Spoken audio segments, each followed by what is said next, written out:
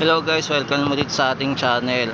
Quick update ulit tayo dito sa ginagawang Metro Manila Subway dito sa Quezon Avenue, corner EDSA. So tara, ikot-ikot muna tayo ulit at silipin natin kung ano yung mga pagbabago dito. Tara, let's go guys!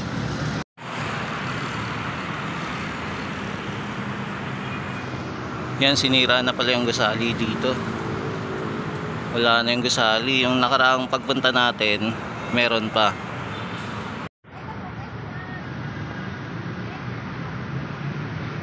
Yan, malinis na yung lugar dito sa area ng Quezon Avenue. Wala na yung building, tanggal na.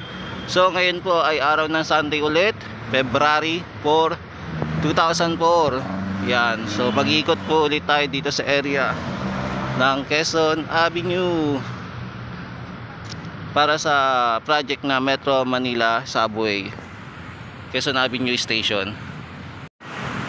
Yan, may mapapansin din tayo na container van dito sa area. Yan, tuluyan na pong giniba ang gusaling na iwan dito sa area ng Quezon Avenue. So makikita na lang natin matataas na building ng Vertis North area. Yan, mainit ang panahon po ngayon, pero kahit paano mahangin pa rin. Yan po.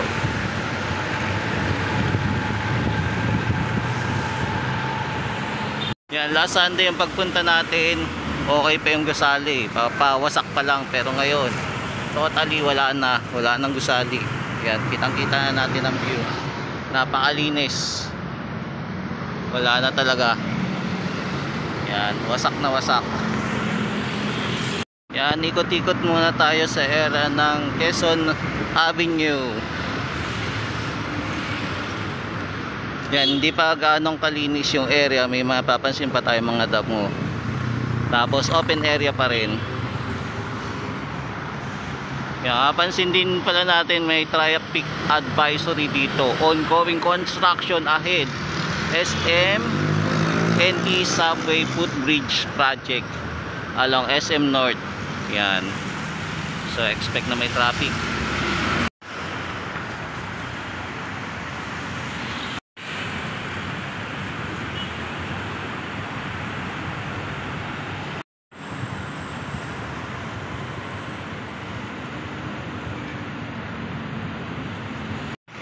Yung malalim na hukay pala na napapansin natin, eto malinis na, oh, natabunan na nila. So wala na tayong makapansin na malalim na hukay sa area na to. Ayan, ayos na ayos, bilis.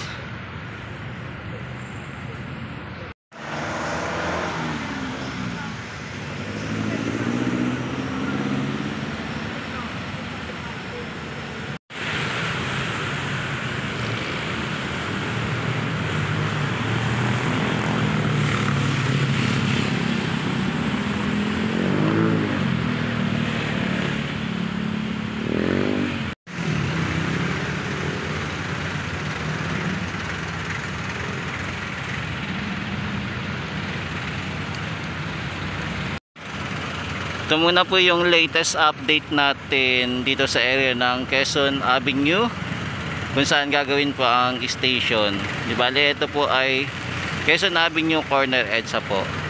Project po para sa Metro Manila Subway po. So balikan na lang natin to sa susunod na mga araw po. Maraming salamat po, hanggang sa muli. Maraming salamat po. Mabuhay ang Pilipinas. Ito po ulit si JR Doria TV. Mali natin ang Pilipinas. Thank you po.